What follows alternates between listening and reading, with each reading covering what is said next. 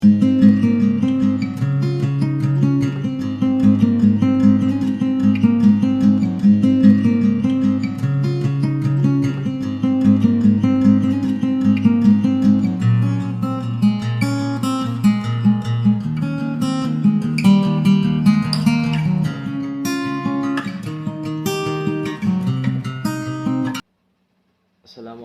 warahmatullahi wabarakatuh.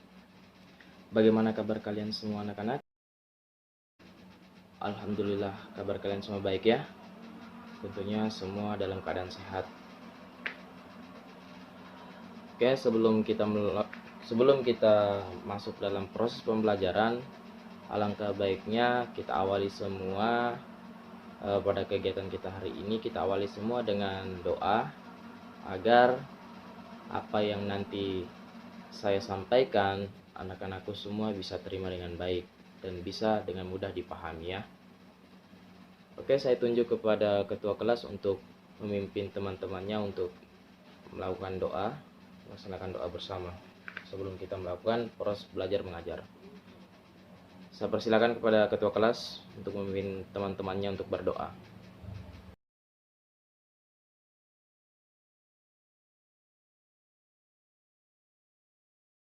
Oke, baik.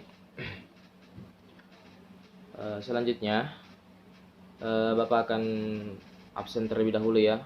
Sekaligus Bapak akan coba untuk mengecek daftar kehadiran kalian.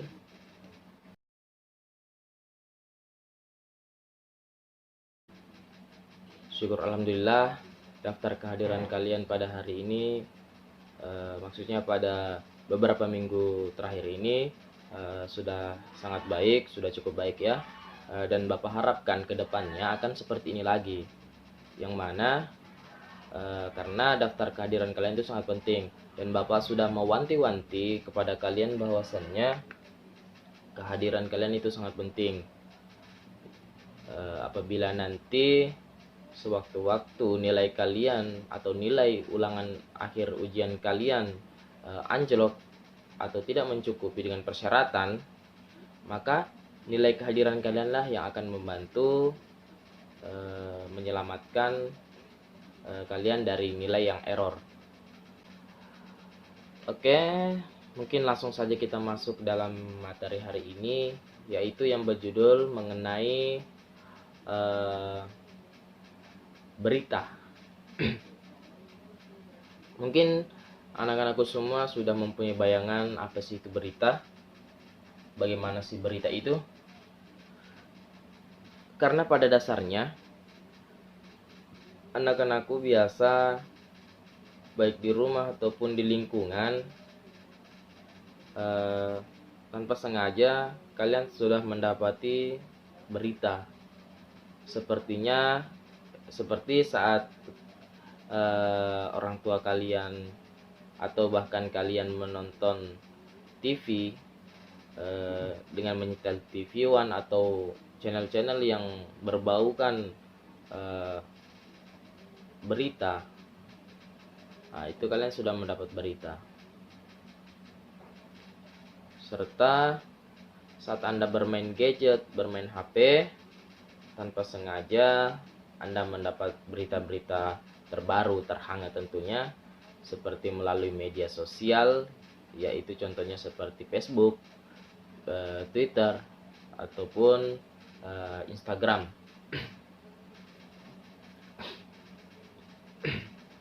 Baik, lebih jelasnya, di dalam Kamus Besar Bahasa Indonesia, berita adalah cerita atau keterangan mengenai kejadian atau peristiwa yang masih hangat atau yang baru-baru terjadi.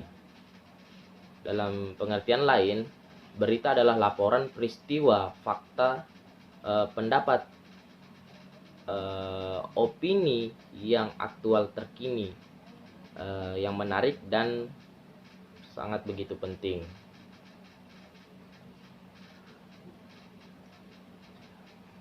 Mungkin kalian sudah mempunyai bayangan dan sudah mulai sedikit paham mengenai berita itu. Nah, saya akan lebih jauh lagi masuk mengenai berita, yaitu mengenai syarat dari sebuah berita. Syarat untuk menjadi sebuah berita. Yang pertama, ada faktual. Yang kedua, terkini, keseimbangan, menarik, dan sistematis. Ada 5 poin. Apa sih maksud 5 poin tersebut? Nah, di sini Bapak akan jelaskan sedikit. Yang dimaksud faktual yaitu berita haruslah berdasarkan kejadian atau peristiwa yang benar-benar terjadi atau yang benar-benar memang itu terjadi, yang nyata tentunya. Poin kedua yaitu terkini. Yang dimaksud terkini yaitu jarak penyiaran berita dengan waktu kejadian tidak terlalu jauh atau tidak terlampau jauh ya. Soalnya pada poin ketiga yaitu seimbang. Seimbang di sini yaitu berita harus ditulis atau disampaikan dengan seimbang, tidak berpihak pada salah satu pihak. Yang dimaksud yaitu tidak menambahkan atau tidak mengurangi sebuah informasi berita yang faktual itu tadi. Serta pada poin ketiga ada poin yaitu menarik, di mana berita harus mampu menarik minat pembaca, yang tentunya bila berita itu bermanfaat. Contohnya seperti berkaitan dengan tokoh terkenal, berita-berita penting, hal-hal yang penting, ataupun yang bersifat konflik. Nah, itu bisa menjadi sebuah berita. Poin kelima yaitu sistematis. Berita haruslah tersusun secara sistematis, urutannya harus jelas dari awal hingga akhir, harus jelas hingga pembaca tidak kebingungan dalam menangkap isi berita tersebut. Oke, mungkin kalian juga sedikit paham mengenai syarat ketentuan berita. Yang berikutnya yaitu salah satu syarat atau unsur untuk menjadi sebuah berita yang lengkap.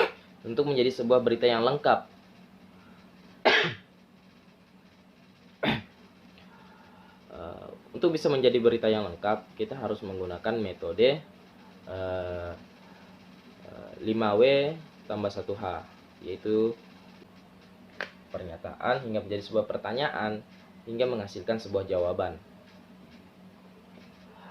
Yang pertama itu ada what, ada who, ada when, ada where, setelah itu ada where, ada we, dan ada how.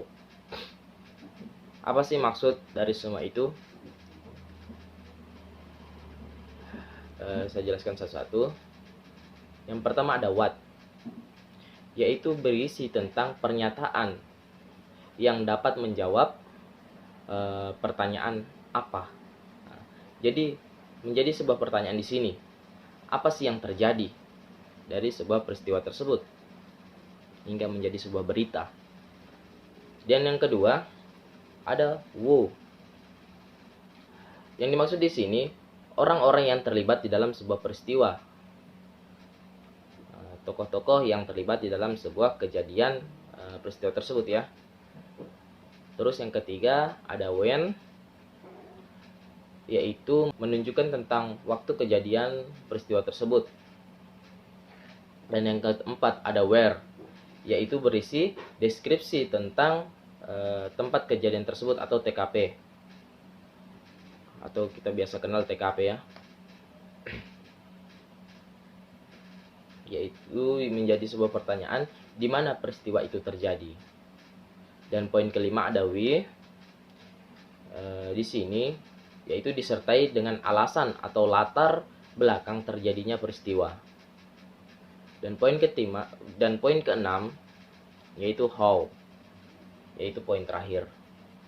Di sini dapat dijelaskan proses kejadian suatu peristiwa dan akibat yang ditimbulkannya. Nah, di sini timbullah sebuah pertanyaan, bagaimana peristiwa itu terjadi? Oke, Bapak teruskan ya.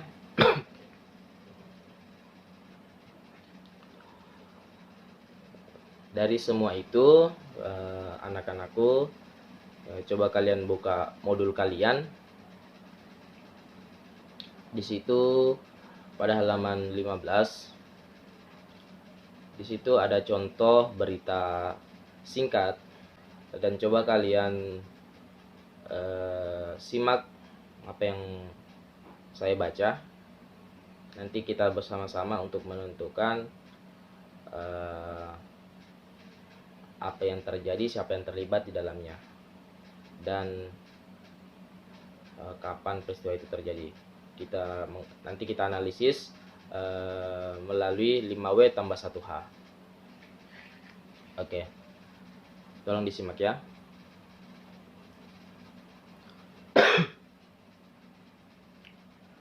Pertumbuhan ekonomi Indonesia selama beberapa tahun terakhir ini mencapai rata-rata 7-8% per tahun. Hal itu karena adanya kegiatan ekonomi yang semakin masif, terutama pada UMKM.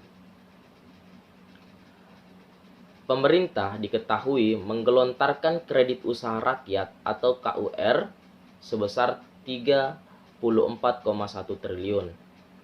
Dengan demikian, pendapat per kapita penduduk Indonesia mencapai beberapa kali lipat. Selain itu, berdasarkan Badan Pusat Statistik, jumlah penduduk yang dikategorikan miskin juga semakin berkurang. Oke, di sini kita akan menentukan melalui metode 5W tambah 1H. Jadi sebuah peristiwa itu, apa sih yang terjadi di dalam berita tersebut? Nah, di sini yang terjadi yaitu jumlah penduduk miskin yang semakin berkurang. Jumlah penduduk miskin yang semakin berkurang itu merupakan suatu kejadian yang terjadi atau yang diceritakan di dalam sebuah berita tersebut. Yang kedua ada Wu. Siapa sih yang terlibat di dalamnya? Nah, kita cari ya. Siapa yang terlibat di dalamnya? Yang terlibat di dalamnya yaitu masyarakat Indonesia tentunya. Yang poin ketiga ada when. Kapan peristiwa itu terjadi? Nah, peristiwa itu terjadi pada beberapa tahun terakhir ini, yang mana kita menemukan pada paragraf pertama, yaitu pertumbuhan ekonomi Indonesia selama beberapa tahun ini mencapai rata-rata 7-8%. Jadi di sini menunjukkan kapan peristiwa itu terjadi, yaitu beberapa tahun terakhir. Poin keempat ada where, di mana peristiwa itu terjadi. Tentunya sudah jelas di atas, yaitu di negara Indonesia. Dan poin kelima ada we, mengapa hal itu bisa terjadi? Karena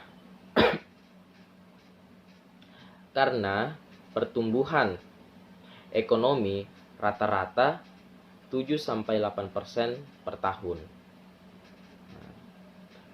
Dan poin ke-6 menunjukkan how, yaitu yang dimaksud dengan how yaitu bagaimana peristiwa itu terjadi. Di sini sudah tertera dan jelas bahwasannya bagaimana peristiwa itu terjadi. Pemerintah menggelontarkan KUR sebesar 34,1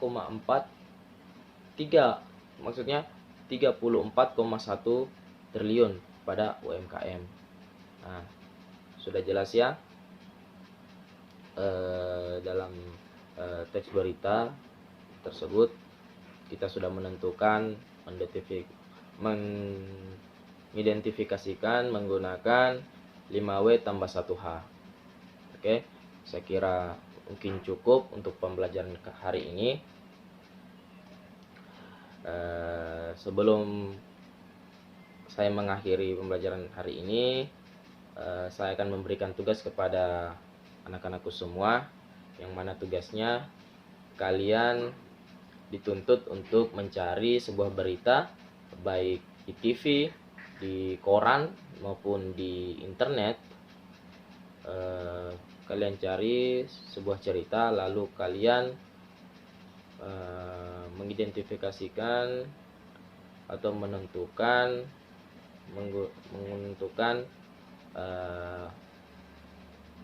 unsur-unsur di dalam sebuah berita tersebut menggunakan metode 5W tambah 1H.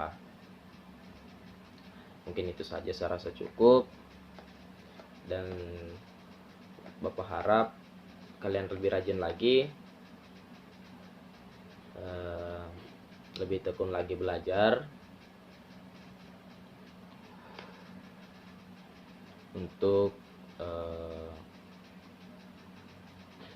kalian juga tentunya, kebaikan itu. Baik, saya rasa cukup untuk pertemuan hari ini, dan saya harap pertemuan hari ini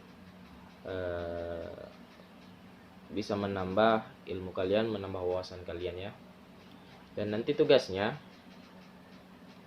kalian dituntut untuk menyimpulkan dari berita yang kalian dengar tersebut di depan kelas, serta kalian mampu mengidentifikasikan unsur-unsur berita tersebut menggunakan 5W tambah 1H. Ini saja penyampaian dari saya.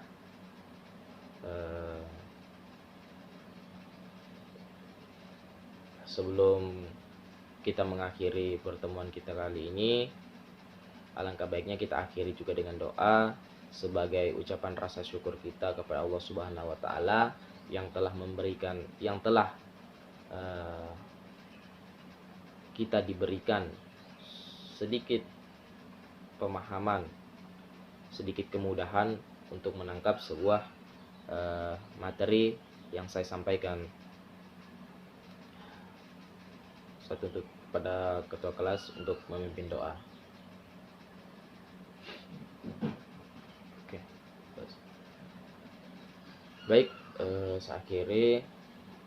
Apabila ada salah-salah kata, itu datangnya dari saya sendiri, dan apabila ada kata-kata yang bermanfaat, mungkin semua datangnya dari Allah Subhanahu wa taala. Saya akhiri, wabillahi taufiq wal hidayah. Wassalamualaikum warahmatullahi wabarakatuh.